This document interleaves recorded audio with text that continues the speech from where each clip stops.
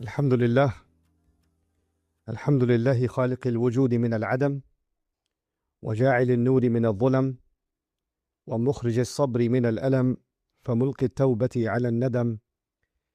فنشكره على المصائب كما نشكره على النعم، ونصلي على رسوله الأكرم ذي الشرف الأشم والنور الأتم، والكتاب المحكم وكمال النبيين والخاتم سيد ولد آدم، الذي بشر به عيسى بن مريم ودعا لبعثته إبراهيم عليه السلام حين كان يرفع قواعد بيت الله المحرم. فصلى الله عليه وسلم وعلى أتباعه خير الأمم الذين بارك الله بهم كافة الناس العرب منهم والعجم. فالحمد لله الذي لم يتخذ ولدا ولم يكن له شريك في الملك ولم يكن له ولي من الذل وكبره تكبيرا. والحمد لله الذي أنزل على عبده الكتاب ولم يجعل له عوجا. والحمد لله الذي نحمده ونستعينه ونستغفره ونؤمن به ونتوكل عليه، ونعوذ بالله من شرور أنفسنا ومن سيئات أعمالنا، من يهده الله فلا مضل له ومن يضلله فلا هادي له. ونشهد أن لا إله إلا الله وحده لا شريك له، ونشهد أن محمدا عبد الله ورسوله أرسله الله تعالى بالهدى ودين الحق ليظهره على الدين كله، وكفى بالله شهيدا. فصلى الله عليه وسلم تسليما كثيرا كثيرا. أما بعد، فإن أصدق الحديث كتاب الله، وخير الهدي هدي محمد صلى الله عليه وسلم، وإن شر الأمور محدثاتها، وإن كل محدثة بدعة، وكل بدعة ضلالة، وكل ضلالة في النار.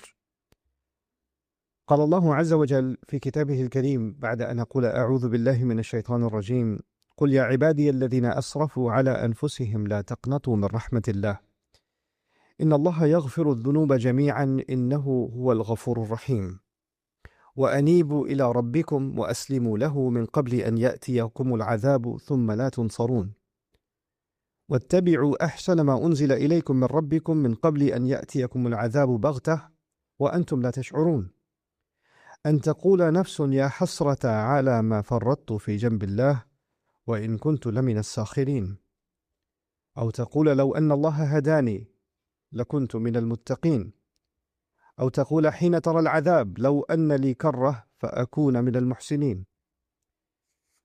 رب اشرح لي صدري ويسر لي أمري واحلل عقدة من لساني يفقه قولي، واللهم ثبتنا عند الموت بلا إله إلا الله، واللهم اجعلنا من الذين آمنوا وعملوا الصالحات وتواصوا بالحق وتواصوا بالصبر آمين يا رب العالمين। কোরআনের সুন্দরতম অনুচ্ছেদগুলোর একটি রয়েছে সূরা জুমারে, যেখানে পাপীদের উদ্দেশ্যে বলা হয়েছে। আমার এই কথা শুনে আপনাদের কেউ কেউ হয়তো চমকে উঠেছেন। আমি বলিনি এখানে ঈমানদারদের উদ্দেশ্যে বলা হয়েছে, আমি বলেছি পাপীদের উদ্দেশ্যে বলা হয়েছে। যারা ভুল কাজ করে, এলোমেলো কাজ করে, যারা সীমালঙ্ঘন করে। এই অনুচ্ছেদে আল্লাহ পাপীদের বর্ণনা দিয়েছেন। প্রথমে এসেছে আল্লাহ বলছেন, قل يا عبادي الذين أسرفوا على أنفسهم। তিনি তার রসুল সাল্লাল্লাহু আলাইহি সাল্লামকে বলেছেন, তিনি তাকে আদেশ করেছেন, বলুন আমার সেই বান্দাদেরকে যারা নিজেদের উপর অন্যায় করেছে। يا عبادي الذين أسرفوا على أنفسهم। এখানে কুল শব্দটির ব্যবহারে একটি চমৎকার ব্যাপার রয়েছে। আল্লাহ সরাসরি বলতে পারতেন, يا عبادي الذين أسرفوا على أنفسهم। হে আমার বান্দারা যারা সীমালঙ্ঘন করে অনেক দূরে চলে গেছো এবং ভুল কোনো কাজ করেছো, যার দ্বারা নিজের ক্ষতিই করেছো, তারা কেবল নিজেদেরই ক্ষতি করেছে। তিনি তাদের সাথে এভাবে কথা বলতে পারতেন, কিন্তু তিনি এই আয়াতটি শুরু করেছেন রসুল সাল্লাল্লাহু আলাইহি সাল্লামকে একটি আমর বা আদেশ দিয়ে। কুল يعني خاطبهم أنت يا نبي الله صلى الله عليه وسلم। কেন?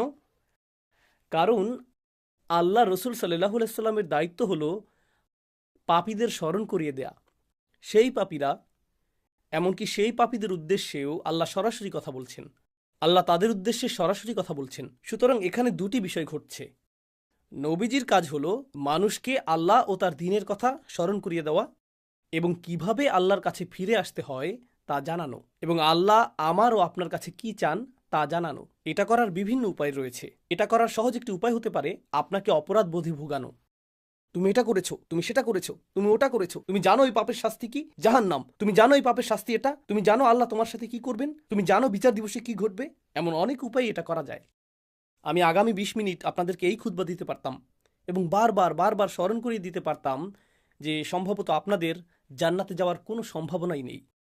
আমি তা করতে পারতাম, কিন্তু এই আয়াতে আমি নবীজি সাল্লাল্লাহু আলাইহি সাল্লাম এবং স্বয়ং আল্লাহর কাছ থেকে ভিন্ন কিছু শিখেছি। আল্লাহ তার রসুল সাল্লাল্লাহু আলাইহি সাল্লামকে আদেশ করেছেন এমন লোকদের সাথে কথা বলতে যারা নিজেদের নিয়ে লজ্জিত, কারণ তারা পাপে নিমজ্জিত এবং তারা মনে করে আমি এতটাই খারাপ, আল্লাহ আমার সাথে কথাই বলবেন না। আল্লাহ কেনই বা আমাকে সম্বোধন করবেন? আল্লাহ তাদের উদ্দেশ্যে কথা বলেন যাদের তিনি ভালোবাসেন, যারা তার অনুগত। আল্লাহ তাদের উদ্দেশ্যে কথা বলেন যারা তার আদেশ পালন করে। আল্লাহ তাদের উদ্দেশ্যে কথা বলেন যারা হালালের উপর থাকে এবং হারামের দিকে যায় না। কিন্তু এই আয়াতে আল্লাহ কথা বলছেন আল্লাযীনা আসরাফু আলা আনফুসিহিম। আর এর চেয়ে উল্লেখযোগ্য বিষয় হলো এই আয়াতটি মক্কায় অবতীর্ণ হয়েছিল, সুতরাং এটি শরীয়তের বিধান আসার পরে আসেনি। এটা রাসূল সাল্লাল্লাহু আলাইহি সাল্লাম মদিনায় হিজরতের পরে নাজিল হয়নি, যখন আমাদের উপর রোজা ফরজ হয়েছিল এবং খাদ্যাভ্যাসের নিয়মকানুনগুলো আরও বেশি করে ব্যাখ্যা করা হয়েছিল। তাই আমরা সাধারণত যেগুলোকে হালাল ও হারাম বলে মনে করি তার বেশিরভাগই তখন ছিল না। এই আয়াতে আল্লাহ যাদের উদ্দেশ্যে কথা বলছেন তাদের মধ্যে এমন লোকও ছিল যারা চূড়ান্ত পাপে লিপ্ত ছিল। তারা এমনকি শিরকও করছিল, এমনকি মুশরিকরাও এর অন্তর্ভুক্ত, এমনকি তারাও। কারণ তারা সবাই আল্লাহর বান্দা, তারা তা উপলব্ধি করুক বা না করুক, তারা স্বীকার করুক বা না করুক, তারা তো আল্লাহরই বান্দা। আপনি হতে পারেন আল্লাহর একজন বিদ্রোহী বান্দা, যেমনটি এই আয়াতে ব্যাখ্যা করা হয়েছে। কারণ আল্লাহ যখন বলছেন হে আমার বান্দারা, স্বাভাবিকভাবেই আপনি ধরে নেন যে বান্দা হলো সে যে তার মালিকের আনুগত্য করে। তাই আপনি ভাবতে পারেন যে এখানে অনুগত বান্দাদের কথাই বলা হচ্ছে। তিনি বলেছেন يا عبادي الذين أسرفوا على أنفسهم আমার সেই বান্দারা যারা নিজেদের উপর অন্যায় করেছে। এখানে আরো চমৎকার বিষয় হলো আল্লাহ বলেননি أسرفوا على ربكم على ربهم অর্থাৎ তারা তাদের রব আল্লাহর বিরুদ্ধে অন্যায় করেছে বা সীমা লঙ্ঘন করেছে। তিনি তা বলেননি। তিনি বলেছেন এমনকি যখন তোমরা আল্লাহর অবাধ্য হও তখনও তোমরা আসলে শুধু নিজেদেরই ক্ষতি করো। তুমি আল্লাহর রাজত্ব থেকে কিছুই কেড়ে নাও না, তুমি কেবল নিজেরই ক্ষতি করো। সুতরাং এখানে তাৎপর্যপূর্ণ বিষয় হলো পাপীকে তিরস্কার করার পরিবর্তে প্রথমত স্বয়ং রসুল সাল্লাল্লাহু আলাইহি সাল্লামকে আদেশ করা হয়েছে পাপীদের সম্বোধন করতে এবং স্মরণ করিয়ে দিতে, আমি শুধু তোমাদেরকে নিজের ক্ষতি করা বন্ধ করতে বলছি, আমি শুধু সেটাই করতে বলছি। الذين أسرفوا على أنفسهم। তো ধারাবাহিক এই আয়াতগুলো থেকে আমরা বেশ কয়েকটি নির্দেশনা লাভ করব এবং সেই প্রতিটি নির্দেশনার উদ্দেশ্য হলো আমাদেরকে নিজেদের ক্ষতি করা থেকে বিরত রাখা, আমাদেরকে নিজেদের উপর ইসরাফ করা থেকে, নিজেদের বিরুদ্ধে অনেক দূরে চলে যাওয়া থেকে বিরত রাখা। সামনে এগোনোর আগে চলুন ইসরাফ শব্দটি নিয়ে কথা বলি। আমি বারবার পাপী শব্দটি ব্যবহার করেছি, কিন্তু এই আয়াতগুলোর আলোকে তা আসলে সঠিক নয়। শব্দটি আদনাবু বা আখতাউ নয়, তাই না? और ارتكبوا السيئات فعبر سبحانه وتعالى عن الذنوب المرتكب الذنوب بالذين أسرفوا على أنفسهم إسراف على نفسه الإسراف على نفسه তাহলে আসরাফু আলা আনফুসিহিম এর অর্থ কি? আরবিতে ইসরাফ হলো আপনি যখন স্বাভাবিক মাত্রার উপরে চলে যান। যেমন ধরুন আপনি ইফতার করছেন আর আপনি যথেষ্ট ইফতার করতে পারেন যাতে ক্ষুধা নিবারণ হয়, কিন্তু আপনার ক্ষুধা না থাকা মানে এই না যে প্লেটে থাকা চিকেনের উপর আপনি আরও প্রতিশোধ নেবেন না। তাই আপনি আরও 6টি মুরগির রান নিলেন এবং বাকি ফ্রাইগুলোও নিলেন, অর্ধেক বোতল ক্যাচাপ নিলেন, কারণ আপনার কাজিনও ফ্রাইয়ের দিকে তাকিয়ে আছে এবং সেগুলো তার হাতে যাওয়ার আগেই আপনাকে নিতে হবে। এভাবেই আপনি মুখে খাবার পুড়তে থাকেন, আপনার ক্ষুধা 10 মিনিট আগেই শেষ, কিন্তু আপনি এখনও খাচ্ছেন। এটাই ইসরাফ। আপনি প্রয়োজনের চেয়ে বেশি খাচ্ছেন, এটাই ইসরাফ।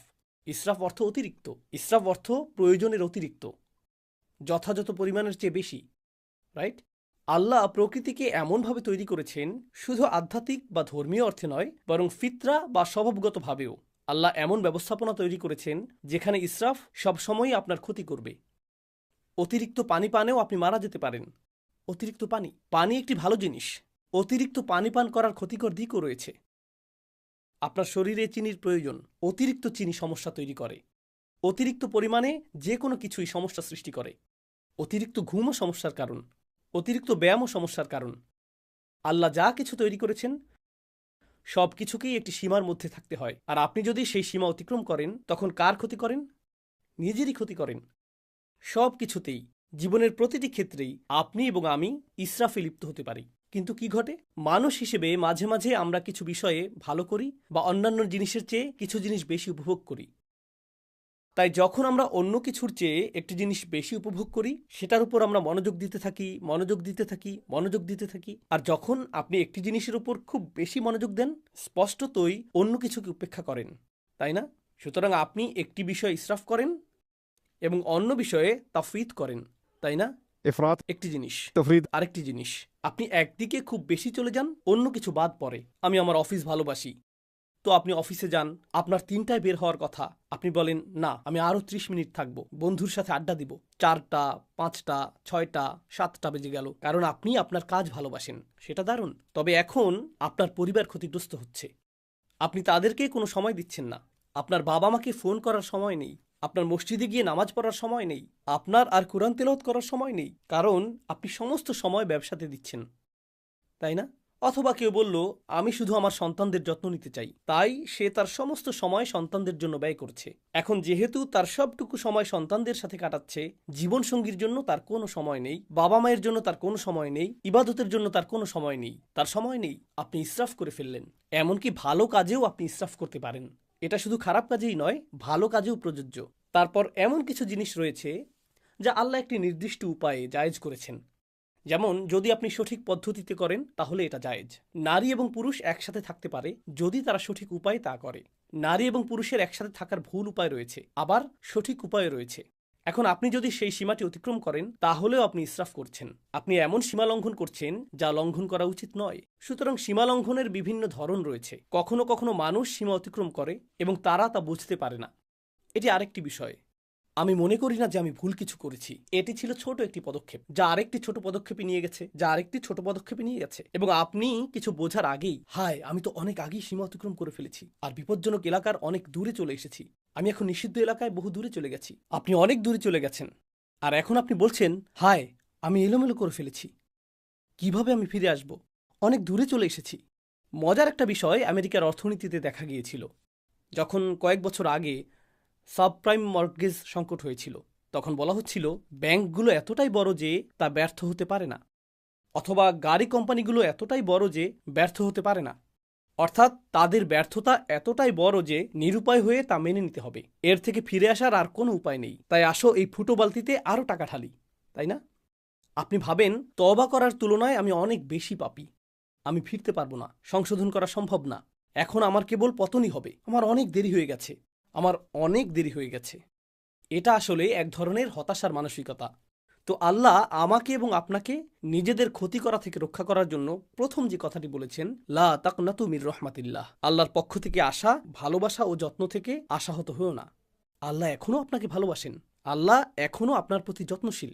আমি রহমার অনুবাদে দয়া শব্দটি ব্যবহার করিনি, আমি ইচ্ছাকৃতভাবে ভালোবাসা ও যত্ন ব্যবহার করেছি। আমি এই খুতবাতে তা ব্যাখ্যা করতে চাই। আমি অন্যত্রও এটা বলেছি, কিন্তু এই বিষয়ে আশা হারাবেন না যে আল্লাহ এখনো আপনাকে ভালোবাসেন এবং আল্লাহ এখনো আপনার প্রতি যত্নশীল।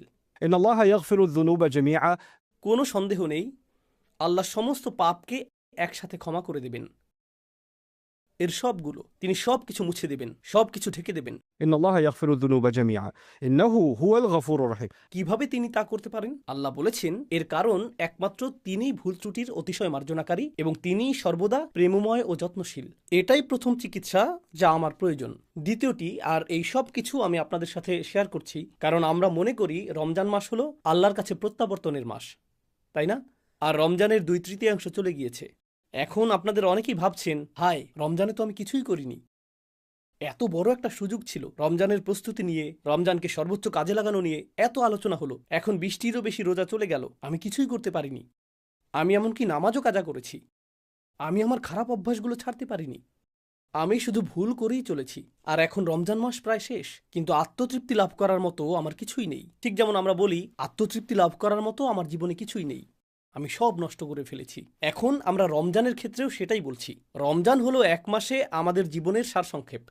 আর রমজানের এই 2/3 শেষ হয়ে যাওয়াটা অনেকটা এরকম, ওহ আমার জীবনের অনেকটা সময় চলে গেছে, এখন আমি কি করতে পারি, তাই না? প্রতিবার শেষ 10 রাতে আপনি শুনেন যে আপনাকে আরো বেশি কিছু করতে হবে, আরো বেশি করতে হবে। আমি ভাবছি আমি তো ন্যূনতম বাধ্যবাধকতাও পূরণ করছিলাম না, আর এখন আরো বেশি করতে হবে। বাদ দেই, আমি আর এর মধ্যে নেই, আমার অনেক দেরি হয়ে গেছে। এটা ভালো মানুষদের জন্য, এই শেষ 10 দিন এবং এই সমস্ত প্রণোদনা এগুলো ভালো মানুষদের জন্য। আমি তো এই দলেই পড়ি না। প্রথমত, আল্লাহর রহমতের উপর আশা হারাবেন না। আল্লাহ ক্ষমাশীল। বলবেন না, ওহ, রমজানের প্রথম 20 দিনে আমি কতই না খারাপ কাজ করেছি, হঠাৎ করেই আল্লাহ কেন এটা মেনে নেবেন যে আমি শেষ 10 রাতে ভালো হয়ে গেলাম? কেন তিনি এটা মেনে নেবেন? এটা ঠিক যেন আমাদের জীবনের শেষে অবস্থা। আমরা যদি জীবনের বেশিরভাগ অংশ পাপে কাটিয়েও থাকি, আল্লাহ তবুও আমাদের সব কিছু পরিবর্তন করার, ফিরে আসার একটি সুযোগ দিচ্ছেন। তারপর তিনি বলেছেন, দ্বিতীয় বিষয়টি হল وأنيبوا إلى ربكم. সর্বান্তকরণে ফিরে আসো। الإنابة العودة إلى الله قلبا. যখন আপনি অন্তর দিয়ে আল্লাহর দিকে ফিরে আসেন, একেই বলা হয় ইনাবাহ। অন্তর থেকে আপনার প্রভুর কাছে ফিরে আসুন। এটা গুরুত্বপূর্ণ, তার কারণ এর মানে আপনি বাকি সবার কথা শোনা বন্ধ করুন। তার কথা শোনা বন্ধ করুন যে বলে তুমি কখনো ভালো হবে না, আল্লাহ তোমাকে কখনো ক্ষমা করবেন না। আপনার জীবনে এমন লোক আছে যারা এমন কথা বলে থাকে, আল্লাহ তোমাকে কখনো ক্ষমা করবেন না। এমন মানুষ আছে যাদেরকে আপনি দেখেন এবং বলেন, আরে ওই ব্যক্তি আল্লাহর কতই না নিকটবর্তী, আর আমি যখন নিজেকে তার সাথে তুলনা করি, নিজেকে খারাপ মানুষ মনে হয়, কারণ উনি আসলে একজন ভালো মানুষ। তার সাথে আমার তুলনা হয় না, তার সাথে আমার তুলনা হয় না, তাই না? তো তারা আপনাকে ছোট না করলেও আপনি তাদের সব ভালো কাজ করতে দেখেন আর নিজের দিকে তাকিয়ে বলেন, এসব করে লাভ কি? আমি কখনোই ওই ব্যক্তির পর্যায়ে পৌঁছতে পারবো না। কোনো একজন এসে বলল, মাশাআল্লাহ, আলহামদুলিল্লাহ, আমি এই মাসে দ্বিতীয়বারের মতো কোরআন খতম করলাম, আর আপনার অবস্থা এমন, আমি তো ফাতিহাও পড়িনি। কিন্তু আপনি তা আর বলেন না।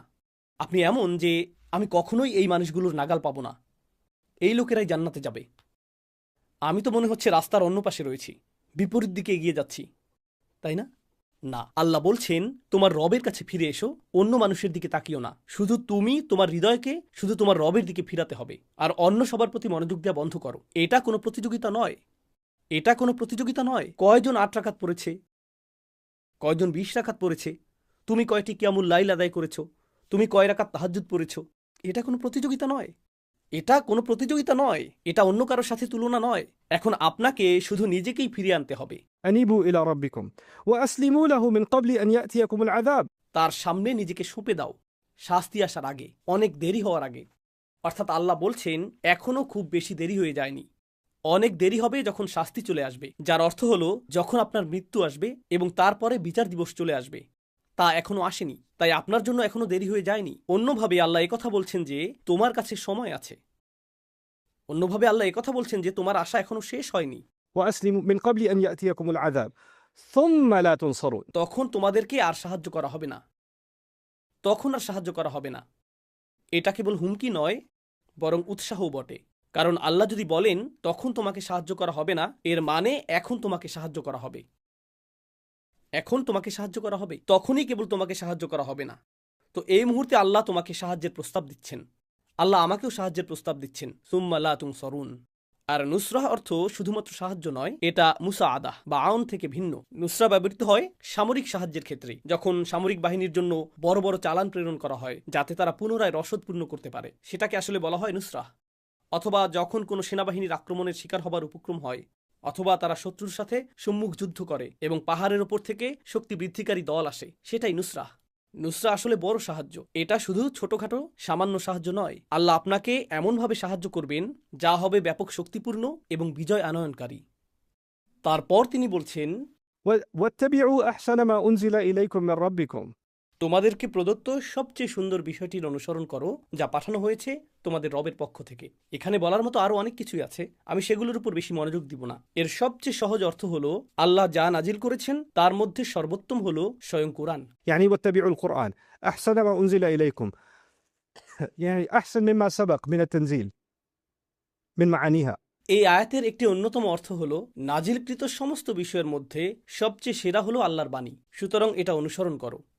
এর অন্যান্য আরও অর্থও রয়েছে, কিন্তু আপনাদের বিদায় দেওয়ার আগে আমি আসলে এই শেষ অংশটির উপর মনোযোগ দিতে চাই। তিনি বলছেন, এটা করো, তোমাদের সাধ্যের মধ্যে সর্বোত্তম উপায়ে এর অনুসরণ করো। আল্লাহর নাজিল করা সবচেয়ে সুন্দর জিনিসটির অনুসরণ করো। কারণ কিছু লোক বলে, ও ইসলাম এত কঠিন, এত বেশি নিয়ম কানুন, এটা অনেক জটিল, আমি জানি না কি করতে হবে, আমি জানি না কেন এত খুঁটিনাটি বিষয় রয়েছে। কিন্তু আল্লাহ বলছেন, না, এটা আসলে সুন্দর এবং সরল। এমন কারো কথা ভাবুন যে মক্কায় এই আয়াতটি শুনেছিল, ধর্মে তাদের জন্য তখন কি কি জটিলতা ছিল। তারা যখন সূরা জুমার শুনেছিল তখন কি জটিলতা ছিল। ধর্মের মধ্যে কাঠিন্য কোথায় ছিল? এটি ছিল সহজ সরল একটি বার্তা, এটি ছিল সুন্দর ও দ্ব্যর্থহীন। শুধু এটুকুই। আল্লাহর বাণীর দিকে ফিরে আসুন এবং আপনি এই ধর্মের সৌন্দর্য এবং দ্ব্যর্থহীনতা খুঁজে পাবেন। এটাই যথেষ্ট। কিন্তু এরপর আল্লাহ বলেন, হঠাৎ শাস্তি তোমাদের উপর এমনভাবে চলে আসবে যা তোমরা টেরও পাবে না। অর্থাৎ এটা মনে করো না যে তোমার হাতে অনেক সময় আছে। কর্মতৎপরতার একটি অনুভূতি তৈরি করো, কর্মতৎপরতার একটা অনুভূতি পোষণ করো। পরিস্থিতি পাল্টে দেওয়ার সামর্থ্য তোমার আছে। তোমার হতাশ হওয়া উচিত না, কিন্তু অলসতা করো না। তোমার হাতে বেশি সময় নেই। রমজানের এই শেষ 10 রাত বা তার চেয়েও কম সময় যা আমাদের আছে, এটা আমাদেরকে এক প্রকার স্মরণ করিয়ে দেয় যে আমাদের হাতে সময় বেশি নেই। আর এই 10 রাতে যদি আমরা কর্মতৎপরতার একটি মানসিকতা, একটি মনন তৈরি করতে পারি, হয়তো আমরা আমাদের জীবনেও সেটাকে বাস্তবায়ন করতে পারবো। এই ধরনের মানসিকতা তৈরি করা যে আমার হাতে খুব বেশি সময় নেই, আমার হাতে যে সময় আছে আমাকে তার সর্বোত্তম ব্যবহার করতে হবে। বিদায় দেওয়ার আগে আমি আপনাদের সাথে যা শেয়ার করতে চাই তা হলো এমন কিছু লোকের বক্তব্য যারা নিজেদের সময়ের সদ্ব্যবহার করেনি।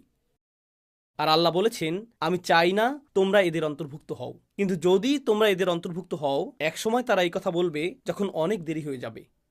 أن تقول نفس يا حسرة على ما فرطت في جنب الله. অর্থাৎ এরকম মানুষ অবশেষে বলবে, ইয়া হাসরাতা। অদ্ভুত উক্তি করবে তারা, ইয়া হাসরাতা। يعني حسرت على ما فرطت في جنب الله. আপনি এভাবে বলতে পারেন, আমার আফসোস রয়েছে, আমার আক্ষেপ রয়েছে, আল্লাহর উদ্দেশ্যে আমি যা করিনি, আমার কমতি আছে, আমি যথেষ্ট করতে পারিনি। কথাটা এভাবে বলাটাই প্রত্যাশিত ছিল, কিন্তু আল্লাহ বলেছেন, يا حسرة كأنه يخاطب العاقل. আরবি ভাষায় এটাকে বলা হয় استعارة مكنية. সহজ ভাষায় এর অর্থ হলো সে বলবে, ও আমার আফসোস। বাংলাতে এটা বোধগম্য অর্থ প্রদান করে না। ও আমার আফসোস। আপনি যখন ডাকেন, আপনি কোনো বস্তুকে ডাকেন না। আফসোস হলো একটি বস্তু, একটি অনুভূতি। আপনি একজন মানুষকে ডাকেন, আপনি একজন মানুষকে ডাকেন। এই আয়াতে আপনি একটি অনুভূতিকে ডাকছেন। আর সেই অনুভূতিটা কি? আমার আফসোস, আমার আক্ষেপ। আল্লাহ বলছেন, তোমার ভেতরে যেন আরেকটি মানুষ বাস করে, যে তোমার ভেতরেই থাকে, যার সাথে তুমি সারাক্ষণ কথা বলো। আর তোমার ভেতরের সেই সত্তাটি যেন তোমারই আরেকটি অংশ, যে শুধু আক্ষেপই প্রকাশ করে। আমি এত ভুল করেছি, ওহ আমি এটা করেছি, ওহ আমি ওটা করিনি। অনুচ্ছেদটি শুরু হয়েছিল হতাশাগ্রস্ত মানুষের কথা দিয়ে, আর এখন কিয়ামতের দিন, ওহ আমি ভুল করেছি, আমি আরো অনেক কিছু করতে পারতাম। এমন মানুষ আছে যারা প্রতিদিন অতীত নিয়ে ভাবে, প্রতিদিন তারা হতাশাগ্রস্ত। আমি জানি না কেন আমার সাথে এটা ঘটলো বা সেটা ঘটলো। তারা আজ এই কথা বলছে, আগামীকাল এই কথা বলবে, তার পরের দিন, দিনের পর দিন তারা একই কথা বলবে। 10 বছর চলে যায়, তারা অতীতের কথাই বলতে থাকে। আর তারপর 10 বছর পরে পেছনে তাকিয়ে তারা বলে, আমি 10 বছর নষ্ট করেছি।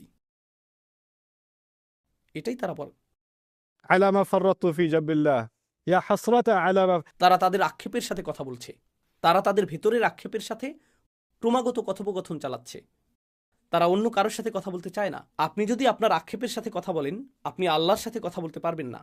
আপনাকে বেছে নিতে হবে আপনি কার সাথে কথোপকথন করতে চান। কথোপকথনের জন্য আল্লাহ আপনাকে বেছে নিতে চান, আর আপনি কথোপকথনের জন্য নিজের আক্ষেপকে বেছে নিচ্ছেন। থামুন, কারণ আপনি যদি নিজের মন না বদলান, একটা সময় আসবে যখন চিরকাল আপনাকে সেই কথোপকথনই চালিয়ে যেতে হবে। আল্লাহ আমাকে এবং আপনাকে এর থেকে হেফাজত করুন। না হলে আমাদেরকে চিরকাল শুধু আমাদের আক্ষেপের সাথে এভাবে কথা বলতে হবে, على ما فرطت في جنب الله. কত বিষয় আমি কমতি করেছি। তাফরিত অর্থ আমি আরো করতে পারতাম, কিন্তু আমি ন্যূনতমটুকু পূরণ করিনি, আমি যথেষ্ট করিনি। অর্থাৎ আল্লাহ এটাও বলছেন না যে সবচেয়ে ভালো সর্বোত্তমটা করো এবং শ্রেষ্ঠত্ব অর্জন করো। না না না, শুধু তাফরিত করো না। তাফরিত হলো যখন ন্যূনতম একটি সীমা থাকে, যেমন স্কুলে পাশ করার ন্যূনতম নাম্বার থাকে, তাই না? ন্যূনতম পাস নাম্বার ধরি এটা 33, সেক্ষেত্রে আপনি যদি 32 পান, সেটাই তাফরিত, তাই না? যদি তা অতিক্রম করেন, পরীক্ষায় পাশ করেন, আপনি নিরাপদ। আমি তো সহজেই পার হতে পারতাম, এটা কঠিন ছিল না, আমার কাছে তো খুব বেশি চাওয়া হয়নি। তাই সে বলবে, কেন আমি তা করলাম না? وإن كنت لمن الساخرين. আর আমি আল্লাহর সাথে এমনটা করেছি, ফি জাম্বিল্লাহ। এটাও বিস্ময়কর বাক্যাংশ। আমি এমনটা করেছি যখন আল্লাহ আমার পাশেই ছিলেন। অর্থাৎ আল্লাহ আমাকে উৎসাহ দিতে পাশে ছিলেন, আল্লাহ আমাকে সাহায্য করতে পাশে ছিলেন। আল্লাহ কখনো আমাকে ছেড়ে দেননি, আমি আল্লাহকে ছেড়ে দিয়েছি। আমি ছেড়ে দিয়েছি, তিনি ছাড়েননি। তিনি সর্বদা আমার পাশে ছিলেন, ফি জাম্বিল্লাহ, ঠিক আমার পাশেই ছিলেন। জাম শব্দটি আসলে প্রতিবেশী বোঝাতে ব্যবহৃত হয়, والصاحب بالجنب في القرآن مثلا. তাই না? আল্লাহ ঠিক আমার পাশেই ছিলেন, কিন্তু আমি গুরুত্ব দেইনি, আমি কোনো পদক্ষেপ নিইনি। সেই সীমারেখা অতিক্রম না করে নিরাপদে থাকতে যা কিছু দরকার ছিল আল্লাহ সব দিয়েছিলেন, আমি শুধু পদক্ষেপ নেইনি, তাই না? আর অবশেষে সে বলবে ওয়া ইন কুনতু লামিনা সাখিরিন, আর আমি তাদের অন্তর্ভুক্ত ছিলাম যারা তুচ্ছ করে, যারা উপহাস করে। আমি সব কিছুকে হাসি ঠাট্টায় পরিণত করেছিলাম, আমি কোনো কিছুকেই গুরুত্ব দেইনি। তো একদিকে রয়েছে হতাশা, আর আপনি নিজের আক্ষেপের সাথে কথা বলছেন। আবার অন্যদিকে যখন হতাশা না থাকে, আপনি এমন বিষয়ে হাসি ঠাট্টা করছেন যেগুলো নিয়ে হাসি ঠাট্টা করা উচিত না। যে বিষয়গুলো আপনার গুরুত্ব সহকারে নেওয়া উচিত তাতে গুরুত্ব দিচ্ছেন না, আপনি সেগুলোকে হেসে উড়িয়ে দিচ্ছেন, আপনি সেগুলোকে তুচ্ছ করছেন। সুখরিয়া শব্দটি আরবিতে যে ক্রিয়া থেকে এসেছে তা বশীভূত করা অর্থে ব্যবহৃত হয়। যখন আপনি কোনো পশুকে বশ করেন সেটা, تسخير الدابة. তাই না? আল্লাহ বলেছেন পাহাড় এবং মেঘকে তাসখির করা হয়েছে এবং বাতাসকে তাসখির করা হয়েছে, অর্থাৎ সাখখারা। তিনি রাত এবং দিনকে, মেঘ এবং বাতাসকে বশীভূত করেছেন। তিনি এদেরকে অবনত করেছেন যেন তারা বিদ্রোহী ছিল, আর তিনি তাদেরকে অবনত করেছেন। আর মনিব যেভাবে চায় তারা সেভাবেই পরিচালিত হয়। যেমন একটা ঘোড়া যখন বুনো স্বভাবের থাকে, মনিব তাকে বশ করে, পোষ মানায়। আর এখন মনিব এদিকে ঘুরলে ঘোড়াটিও এদিকে ঘুরে। ঘোড়া যখন একরোখা থাকে, কাছে গেলে সে আপনার মুখে লাথি মারবে। আপনি যদি পেছনে যান, সে পেছনের পা দিয়ে আপনাকে লাথি মারবে, সে আপনাকে ধাক্কা দিবে, সে আপনার বিরুদ্ধে বিদ্রোহ করবে। কিন্তু একবার সে পোষ মানার পর আপনি যদি ঘোড়া সম্পর্কে জেনে থাকেন, চলার সময় তখন আপনার লাগাম টানারও দরকার পড়বে না। আপনি যদি ঘোড়ার সাথে হাঁটেন, আপনাকে লাগামও টানতে হবে না। সে বুঝতে পারে আপনি ঘুরছেন, আর সে আপনার সাথে ঘুরে যায়। সে আপনার মতো করেই চলে। এটাকেই বলা হয় তাসখির। এখান থেকেই নিজেকে তুচ্ছ করা, অন্যকে তুচ্ছ করার ধারণাটি আসে। গুরুত্বপূর্ণ বিষয় নিয়ে তাসখির করা, সেগুলোকে তুচ্ছ করা, সেগুলোকে অবনমিত করা, এটা একরকম। যে বিষয়গুলি খুবই গুরুত্ব সহকারে নেওয়া উচিত, যেগুলো খুবই বিপজ্জনক, আপনি সেগুলো নিয়ে এমনভাবে কথা বলতে আর ভাবতে থাকেন যেন এই বিপদকে আপনি তুচ্ছ করছেন, আপনি এর গুরুত্ব কমিয়ে দিচ্ছেন। আর অবশেষে মানুষ এরকম কথা বলে, আমি আরও করতে পারতাম, আমি বিষয়গুলোকে গুরুত্ব দিতে চাইনি, আমি এমন হতে চেয়েছি, যারা বলে আমি এগুলো থেকে দূরে থাকতে চাই। আজকে সর্বশেষ একটা বিষয় শেয়ার করতে চাই। সম্প্রতি একজন আমাকে জিজ্ঞেস করেছে কিভাবে আমি একজন কিশোরকে ইসলামে আকৃষ্ট করতে পারি। আমাকে বলেছে আপনার সময় 30 সেকেন্ড, বলুন কিভাবে একজন কিশোরকে ইসলামের প্রতি আকৃষ্ট করা যায়। আমি বললাম আপনি কি বলছেন, মাত্র 30 সেকেন্ড? কেন? কারণ যখনই আমি তাদেরকে ইসলামের কথা বলি, তারা চোখ ঘুরিয়ে নেয়। আমারও ইসলামিক বয়ান, কখন যে বাবা থামবে? আমার মা তো আসলেই আমি কি এখন যেতে পারি? হ্যাঁ, কথাটা ভালো ছিল, ধন্যবাদ। হ্যাঁ, বুঝেছি, আমরা সবাই জাহান্নামে যাব, ধন্যবাদ। নির্লিপ্ত একটা ভাব, এক ধরনের গুরুত্বহীনতা। আমি এতে যুক্ত হতে চাই না। কেন আপনি এটা নিয়ে আমাকে বিরক্ত করছেন? কেন আপনি আমাকে মসজিদে টেনে আনছেন? আমি কি আমার ফোনটা নিতে পারি? আমি কি মোবাইল গেমিং ডিভাইস নিয়ে পেছনে বসতে পারি? কারণ আমি এই বিষয়ে চিন্তা করতে চাই না। আর জানেন, এটাই একটা লাইফস্টাইলে পরিণত হয়, এবং এটা শুধু কৈশোরই সীমাবদ্ধ থাকে না, সে বেড়ে ওঠে। শেষ পর্যন্ত সেই মানুষটি বলে আমি কখনোই কিছুকে গুরুত্ব দিইনি। আর আল্লাহ বলছেন আমি চাই না তুমি এমন ব্যক্তিতে পরিণত হও যে বেশ দেরি হয়ে যাওয়ার পর যে ব্যক্তি শেষ মুহূর্তে এসে বলে আমি আরো ভালো করতে পারতাম, আমি ন্যূনতম বিষয়গুলো পালন করতে পারতাম। আর আমি সর্বদা এমন মানুষ ছিলাম যে কখনো কিছুকে গুরুত্ব দেয় না। আমি শুধু এমন লোকদের সাথে যোগ দিয়েছি যারা গুরুত্ব দিয়ে ভাবে না। কারণ মিনা সাখিরিন অর্থ একটা দলে যোগ দেওয়া। মিনা সাখিরিন অর্থ এমন মানুষ যারা সব কিছুকে তুচ্ছ তাচ্ছিল্য করাকে মনে করে রুচিশীলতা। আপনারা হোয়াট এভার গ্রুপ সম্পর্কে জানেন। হ্যাঁ, হোয়াট এভার। ধর্ম আমার কাছে অতিরিক্ত, আমি এর বাইরে, আমি এর ঊর্ধ্বে। মুখের অভিব্যক্তি প্রকাশ করে আপনি কত কম গুরুত্ব দেন। যে বক্তব্য দেওয়া হয়, অথবা আপনার বাবা মা বা ইমাম যে উপদেশ দেন, অথবা কোরআন যা বলে, সেই চাহনি। আর আপনি অন্য কাউকে সেই চাহনি দিতে দেখে বলেন আরে লোকটা তো কুল, এমনকি আল্লাহকেও ভয় করে না, আমি ওর মতো হতে চাই, আমি কুল লোকদের সাথে থাকতে চাই। তো তারা হয়ে যায় একদল সাখেরিন। আর সে বলে আমি তাদের মধ্যে ছিলাম যারা সাখেরিন। এটা এরকম যে আমি নিজের স্বতন্ত্র সত্তা হারিয়ে ফেলেছিলাম, আমি শুধু নির্বোধ সঙ্গীর সাথে বেছে নিয়েছিলাম। আর যত বেশি সময় আমি তাদের সাথে কাটালাম, আমি তাদের একজন হয়ে উঠলাম, আমি তাদের সাথে যোগ দিয়ে তাদের একজন হয়ে উঠলাম। আর এই স্বীকারোক্তি কিয়ামতের দিন সে প্রদান করবে। আল্লাহ আমাদেরকে এরকম হওয়া থেকে হেফাজত করুন। আল্লাহ আমাদের সন্তানদেরকেও এরকম হওয়া থেকে হেফাজত করুন। আমি আরও দোয়া করি আল্লাহ যেন আমাদেরকে আক্ষেপকারী মানুষে পরিণত না করেন, কারণ আমরা রমজানের শেষ কয়েকদিন বা শেষ কয়েক সপ্তাহের পূর্ণ সদ্ব্যবহার করিনি। তাই সামনে আসন্ন দিনগুলোর পুরোপুরি সদ্ব্যবহার করুন। এটা মনে করবেন না যে রমজান মাস শেষের দিকে। নিজের জন্য আপনার ভাবা উচিত আজকে থেকেই রমজান শুরু হয়েছে। এভাবেই আপনার ভাবা উচিত রমজান এইমাত্র শুরু হয়েছে, আর আপনি মনে করবেন এবছর রমজান মাস 30 দিনের না, এটা শুধু এই 9 দিনের, এটুকুই যথেষ্ট। আর এই মনোভাব অক্ষুণ্ণ রাখুন। আল্লাহ আপনাকে সেই শক্তি, প্রেরণা এবং সামর্থ্য দান করুন যাতে আপনি সর্বোচ্চ চেষ্টা করতে পারেন এবং নিজের কল্যাণ লাভের উদ্দেশ্যে নিজেকে পরিবর্তন করতে পারেন। بارك الله لي ولكم في القرآن الحكيم ونفعني وإياكم بالآيات والذكر الحكيم. الحمد لله وكفى والصلاة والسلام على عباده الذين اصطفى خصوصا على أفضلهم وخاتم النبيين محمد الأمين وعلى آله وصحبه أجمعين. قال الله عز وجل في كتابه الكريم بعد أن أقول أعوذ بالله من الشيطان الرجيم: إن الله وملائكته يصلون على النبي يا أيها الذين آمنوا صلوا عليه وسلموا تسليما.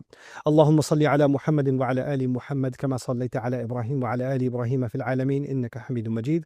اللهم بارك على محمد وعلى آل محمد كما باركت على إبراهيم وعلى آل إبراهيم في العالمين إنك حميد مجيد. عباد الله رحمكم الله، اتقوا الله. إن الله يأمر بالعدل والإحسان وإيتاء ذي القربى وينهى عن الفحشاء والمنكر ولذكر